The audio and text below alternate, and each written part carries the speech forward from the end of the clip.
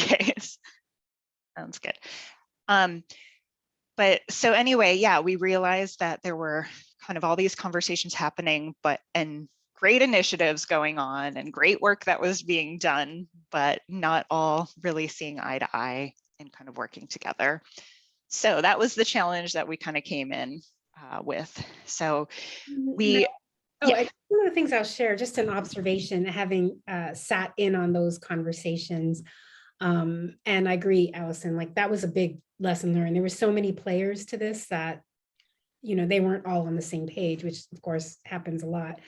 But one of the things I'll mention just in regards to research is that there was such a big pushback on, well, what research did you use? What's your research base? Well, we are an academic institution. It needs to be founded in, research. learning science. Yeah.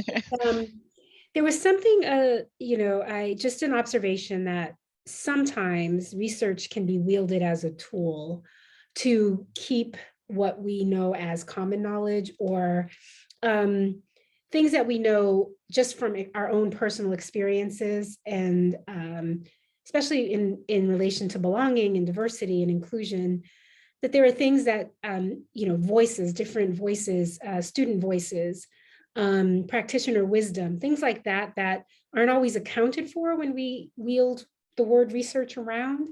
And so I felt like, this is my own personal observation, that there was a lot of that going on, almost like a barrier being put up, like, let's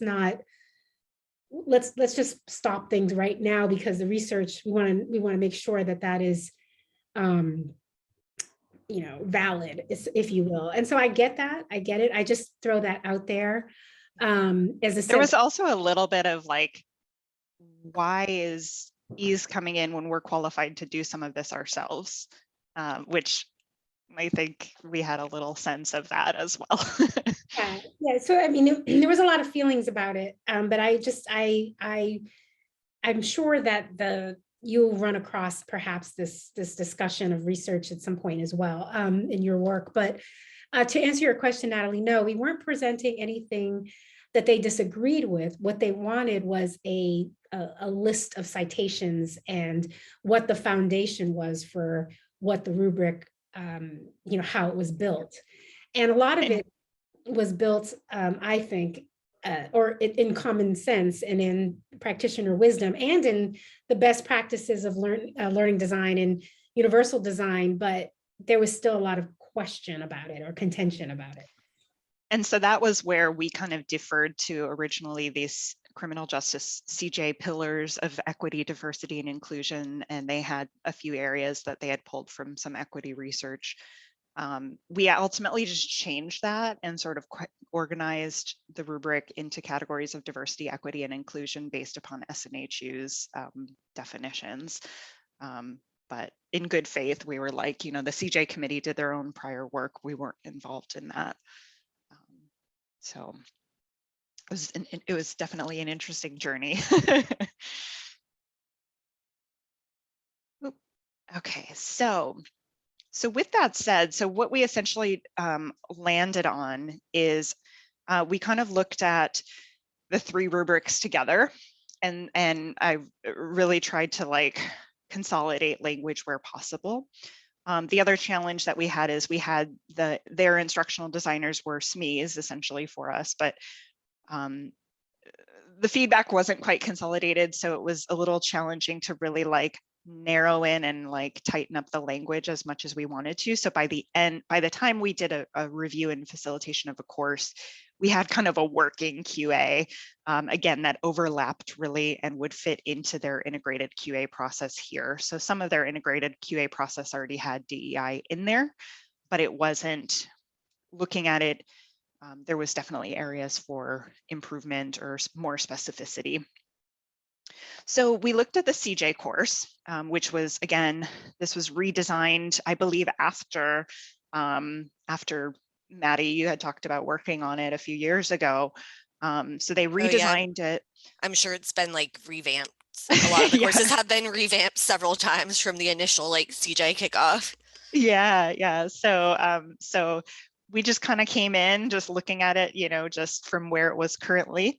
and applying the combined rubric. I'm not going to show you that because it's pretty intensive, but basically just kind of went through, kind of identified, okay, could these criteria be combined together, or could they be changed, or what additional criteria might we be missing? How long is this QA potentially going to take? And kind of worked with that.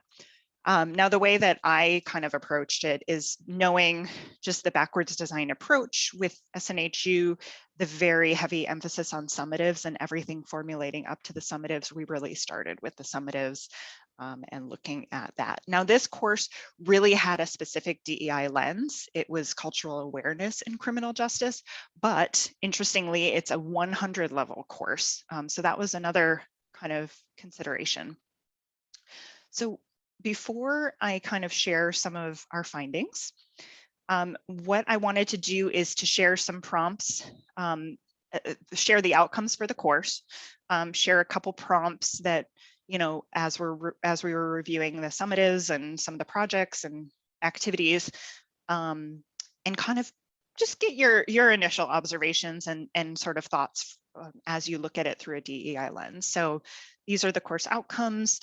Being a cultural awareness in CJ, it's describing culture and bias, explaining how cultural differences and diversity influence professional practice in criminal justice. So a lot of it was looking at how the community work, you know, relates to criminal justice professionals, and then describing how differences in culture impact society's interactions. So pretty straightforward. Course outcomes look great. I'm going to move forward into a few of the prompts, and just would love any observations or thoughts as you kind of review. Feel free to either post in the chat or to just chime in. And mainly look at the primary, you know, there are sub points as well, but primary elements.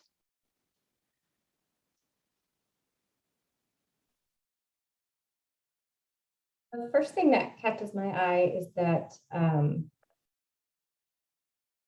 might not have an accurate understanding, or may not know what a culture's view of criminal justice is, because it could differ within the culture. And then it says, include 3 of the following that are relevant to your community, but we live in such a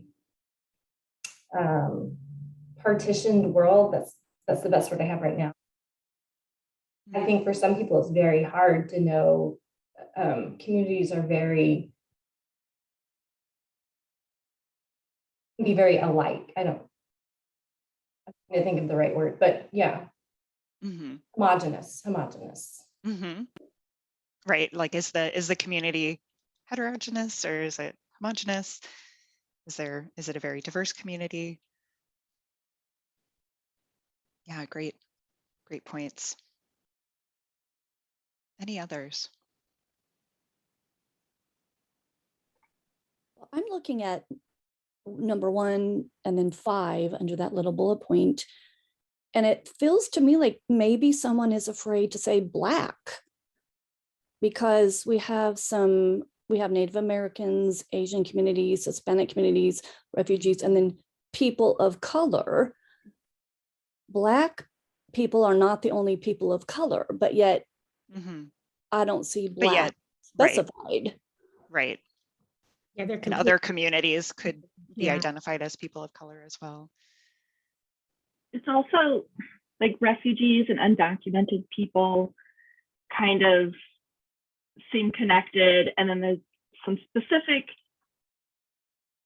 ethnic communities, but they're kind of connected too, and it doesn't actually seem to have a lot of variety. Like, so I feel like there's some bias in what they're looking for the answers here. Agree. Agree.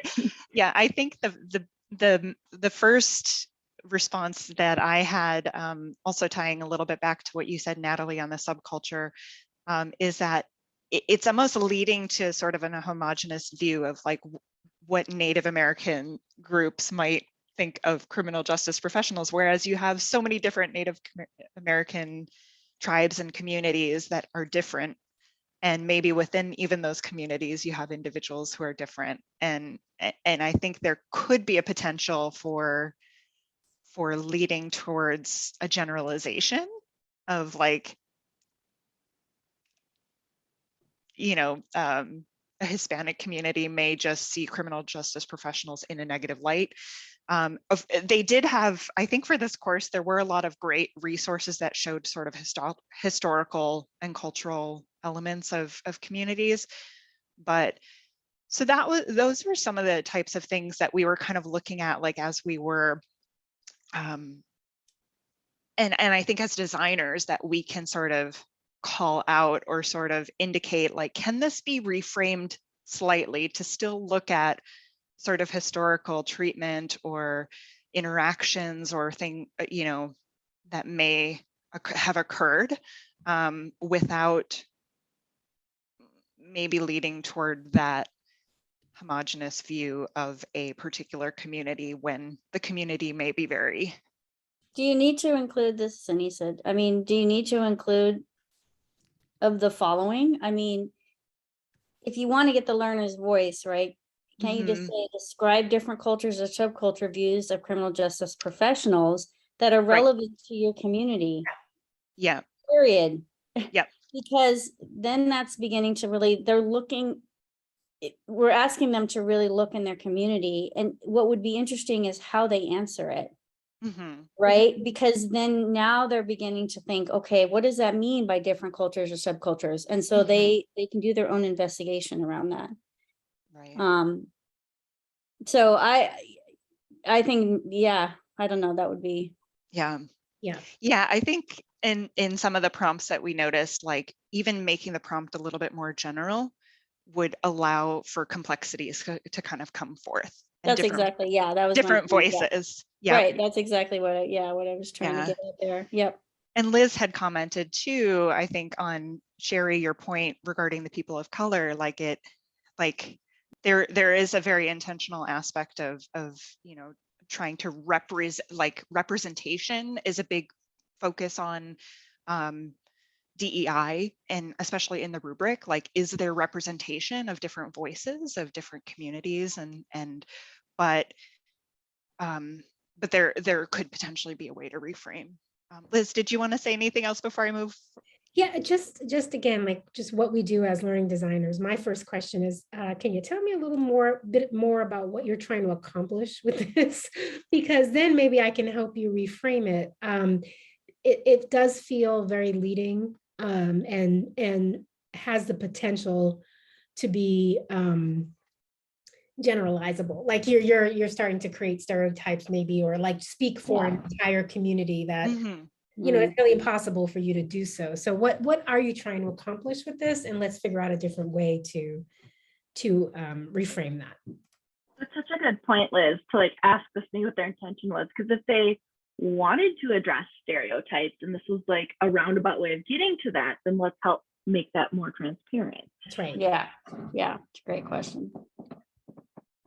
All right, I have a couple other prompts that I just wanted to unpack. It makes me think, Liz, sorry, I need to add something to that very question is something we should ask for every activity, and it should actually probably be part of our rubric.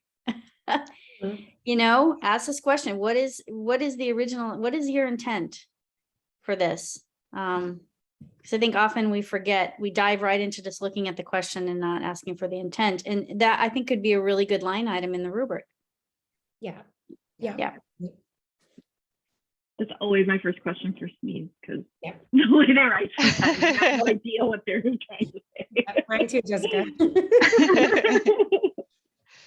So this is just a snippet of another activity. It's slide 1. There were it was several sections that I'll show you some of the rubric criteria for that. But also, what are your observations about this prompt as well? It was for a final project.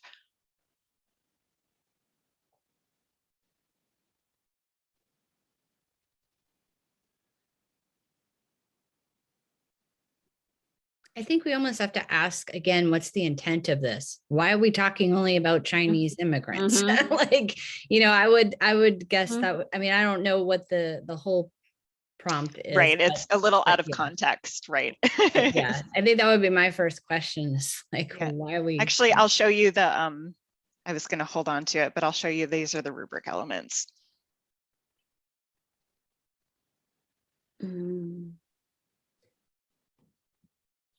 I worry about the whole idea of just identifying cultural stereotypes. I mean, that is huge. I mean, cultural stereotypes are derived from our own internal, experience and biases. I mean, it could run the gamut in terms of what we're defining as that. So What's I'm interesting curious about in the course, how they defined a stereotype and cultural stereotype and how that was explained in the course. yeah. Yeah, we're definitely That's- seeing this out of context. Yeah, that's a great point, Anissa, because it could really open up a can of worms and Mhm. have people talking about things that frankly they shouldn't be talking about. And I just don't know how it's helpful to talk about the stereotypes, but maybe it's more helpful to talk about how we can, how can we be more inclusive, or how can we be more mindful of our stereotypes, or how can we Yeah. work to move ourselves away from maybe how we were raised, or that seems, sorry about my crazy boys here, but maybe that's more helpful than talking about our stereotypes or cultural whatever that means. Yeah. It's Yeah. subjective, and the way it's written is very like matter of fact. And the course outcomes explain how cultural differences and diversity influence professional practice, explain differences in culture impact society's interactions with CJ professionals. So there's a lot of sort of interactions of communities and cultural awareness of CJ professionals and how those relationships work in this course. So the approach or the intent is really to start to look at probably those communication issues and relational issues, but yeah, kind of coming and looking a little bit of maybe problematizing this a little bit. Yeah. And Oh, go ahead.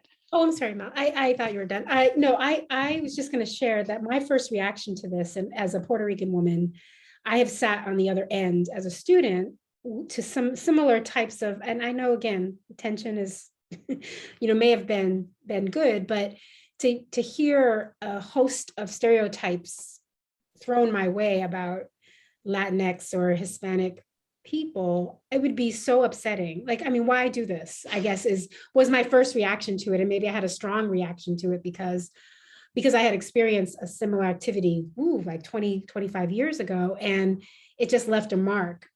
So why do this, I guess, is back to my question. But and again, I think another area of framing could be where you're not specifically isolating a particular community, but like Anissa, you were saying, provide examples of a result of cultural stereotyping, where maybe then look at some history or choose and give learners some options or ability to sort of explore cultural stereotypes in a more general way. And actually what you said, Liz, makes me think a lot about, we're thinking about how this prompt is worded in maybe Chinese in general, but what about the learner who's Chinese and sees this prompt? Exactly. Like, Right. It's, And- you really and I have wonder to think if- about all those things. Yeah, I wonder if there was a sense of going towards the like a stereotype of the model minority. I mean, I only looked at this very high level, but then you could also think of, like Liz was talking about, the trigger aspects of just the pandemic, or things that have kind of come up there as well, and just being really mindful, I think, even in a course that's very specifically focused on cultural awareness of where that learner. I mean, if you reframe this in such a way, it actually could be a good conversation from students who would experience these types of stereotypes. So you could encourage in a good, meaningful way, Right. a good The conversation. discussion. Yeah. Yeah. Yep. That said, I think there are some really good prompts here. Like if you just took out the first one specifically, Exactly. you Yeah. can still have them identify specific stereotypes Mhm. as part of a more meaningful application, right? Like exploring the history of where these come from, or providing examples of poor decision making because of that. Like that's all going to come through anyway. Right. But we don't know what the intent was. Maybe this was a unit specifically on Chinese stereotypes or cultural bias towards them. So maybe that has to be part of it. But yeah, and I think that to the what was I going to say?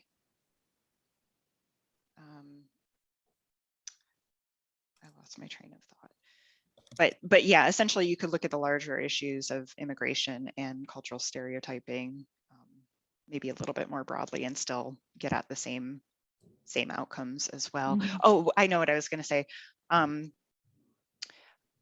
Interestingly, what SNHU had already had in their QA rubric was, and some of their resources that they were developing on DEI for learning science assessment, was asking, what are your assumptions? Asking what might some implicit biases be? Whose lens are you formulating the question from? Those types of things. And I think these looking at these prompts a little bit closer as designers really, which when you're doing a QA, you can't always like dig in this deep. And that's one of the challenges.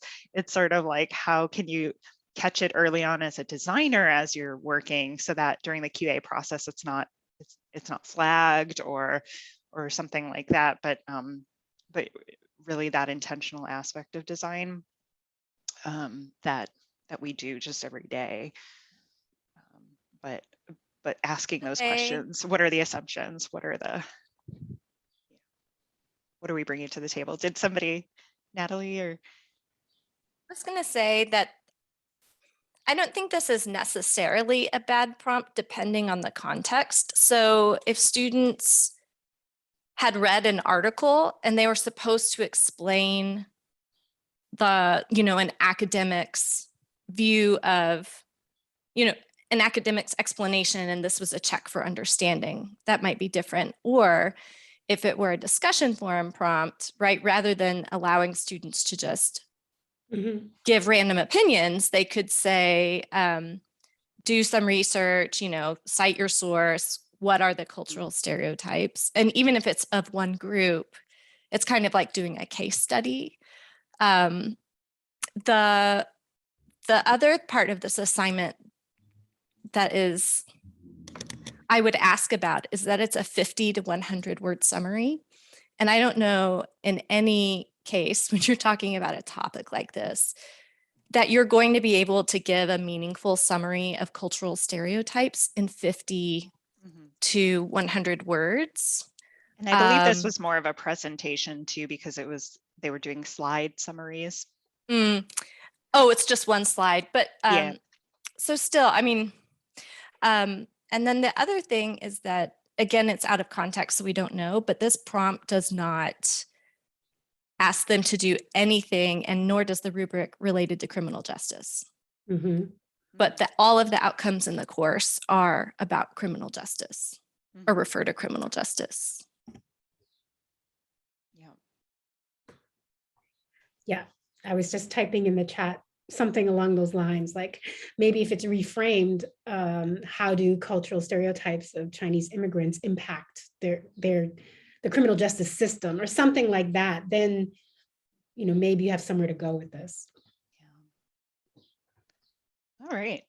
So I'm going to just show you just a couple of other, again, kind of looking at some of the summative assessments, some of the other observations and things that came up in the review.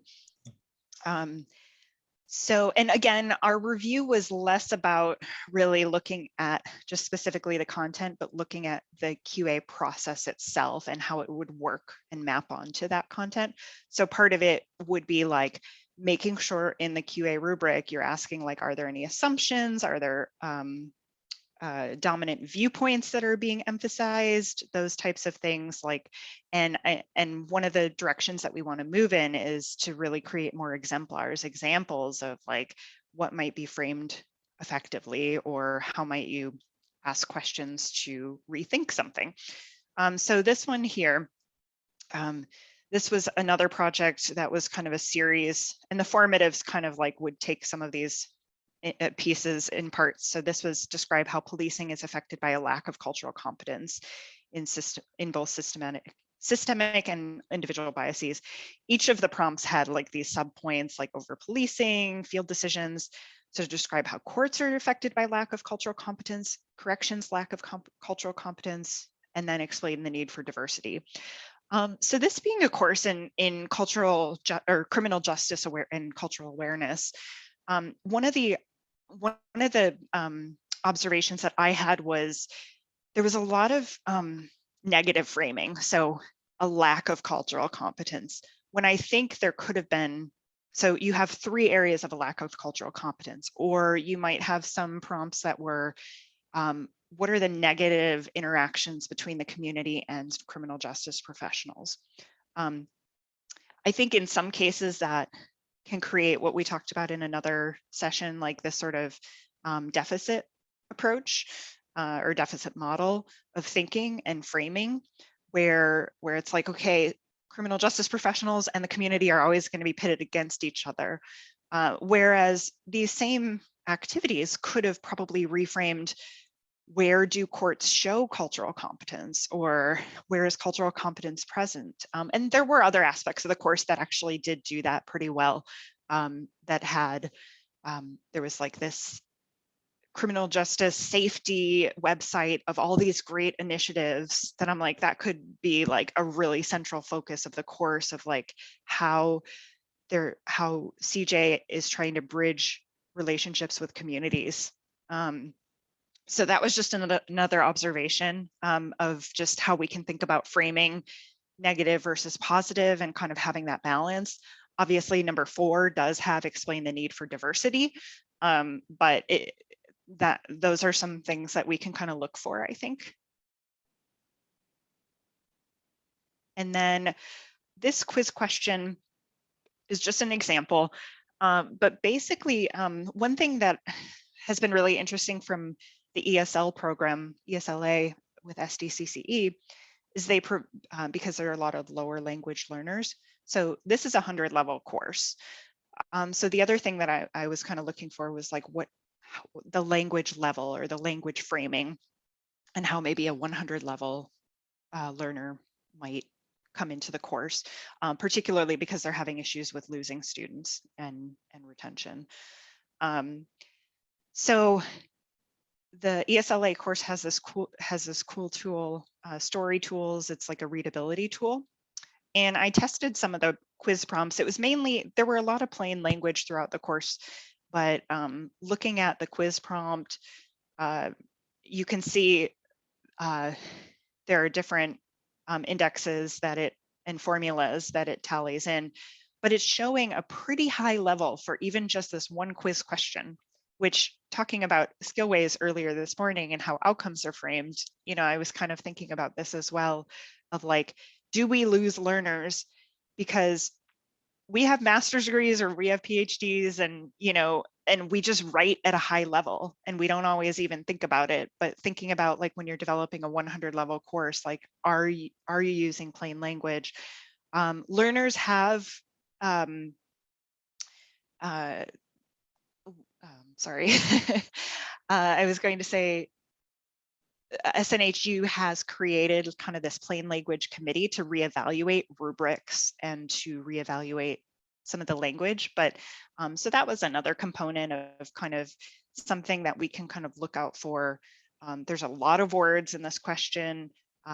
It's showing, you know, for what should be like a grade 13, that it's grade, it could be interpreted as like a grade 16 through grade 19. So much higher level of reading. And then just another example of a project scenario. So one interesting thing about this course, it had a really cool activity which was like develop a diversity training. And they're identifying various elements of the diversity training. But what I felt could be problematic about that is, again, it was a 100-level course. And this is something that the curriculum design team would have kind of determined before it got to course design, that, oh, you know, the summative assessment is have the learners create a diversity training. But think about, like, we're doing, you know, all of these diversity workshops, and we're still learning so much. Like, it really requires a level of emotional intelligence, complex understanding of these areas that maybe for a 100 level, what might have been a good project would be to look at something like, again, how are police or criminal justice professionals working to create safer communities and addressing stereotypes, that it could still look at kind of that larger theme or thematic issue, but maybe not require as high cognitive level of developing a training. So thoughts on some of those other pieces. I wanted to be mindful of time. Oh, and Mel, you've got a request to share that tool that analyzed the. Oh, yes. Will do. It's story tools. Kind of paste in there just a little snippet of things.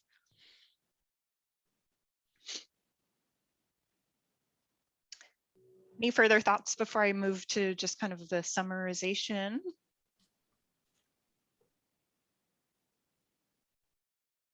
Hopefully this has gotten the wheels turning a little bit to think about some of those things. So again, you know, really looking high level at the course.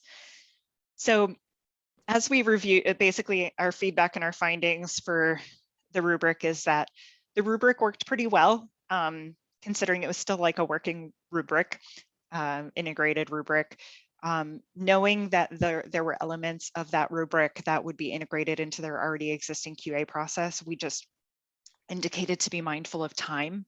I think one of the challenges that the IDs mentioned at SNHU is, like, we don't have enough time. Just like we think of accessibility, we don't always have enough time to really implement everything to make a course accessible.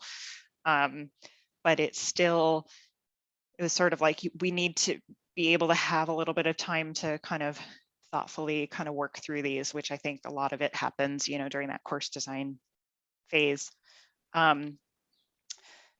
Alignment scaffolding was fabulous for the course. The course was really intentional about bringing in all of these issues of diversity, equity, and inclusion. I think some areas, you know, we noted that could potentially be reframed slightly. The resources that they added, they had a range of resources, so it was pretty wide and all-encompassing in terms of from voices of police officers to voices of individuals and communities, and really great range of resources. There were lots of opportunities for reflection, and projects were authentic. So a lot of the key checkpoints that we'll look for like universal design were there, and facilitation notes encourage respectful dialogue. We noticed that really some things to pay attention to in the QA would be this language framing, not only for sensitivity and potential trigger aspects or dominant viewpoints or things like that, but also that language framing of the level of like the actual level of readability. Accessibility, so they had this really cool diversity wheel, which was threaded throughout a lot of the activities of thinking of different types of factors. But this really needed to be more accessible, and it was embedded in so many activities that I think creating a list of those terms that are in the circle, I didn't see anything, even downloading the activity here didn't have a list of it. So that could be a pretty critical issue for somebody who needs a more accessible format. Learner feedback, we talked about continuous improvement this morning for Skillways. This course could have integrated more surveys and getting learner feedback along the way. So that way in real time, instructors would understand kind of what the challenges were or what maybe didn't sit right with students. Visual representation, there were a lot of visual representation in resources, but I think just like we do in courses, we add images and ILOs with scenarios of characters that could have been threaded into their courses. I think that's a larger SNHU issue that they, that they could potentially integrate. Content warnings and opting out. I think that's a big thing to kind of think as we move forward. This course, again, was very DEI centered, whereas not all courses that we're working with are going to be very social justice oriented. But when you have an activity like this course had articles on shootings, to have that content warning, to have, if you're not comfortable reading this article, even though you're in criminal justice, here's an alternative that you can kind of take a look at. Or if this activity makes you uncomfortable, maybe having an alternative, because there were a couple activities that could potentially do that. And then the summative concept, I think the DEI training, just kind of the question, that's more of a curriculum design element of the level of the type of activity that they were asking learners to do. So we're still having conversations, we're moving forward. We identified that the curriculum development area is really critical to focus on next, because that's where everything trickles down from. So writing those outcomes, really thinking of those summative assessments, what types of exemplars we can help.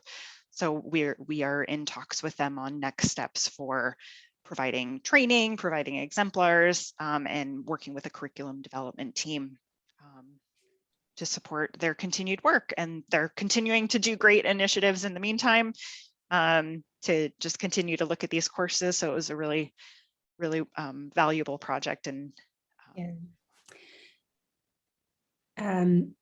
I thank you for that, Mel. Mel has been an amazing resource on this project. The amount of work done is amazing. So kudos to Mel on this. We don't have much time, so we're actually at the end of our time. Yep, sorry about that. No, it's not your fault.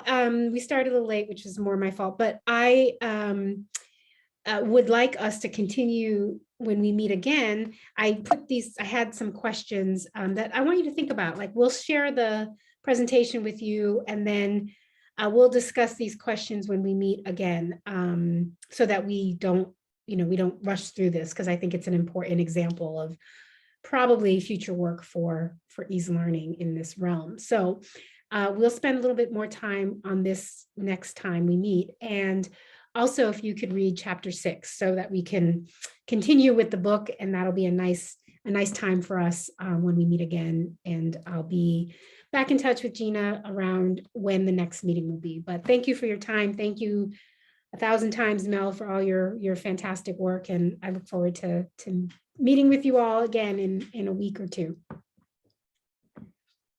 Thank you. Thank you. Thanks, Thank you, everybody, for guys. your This great was great. feedback. Thank you. Thank Okay, you. talk to you later.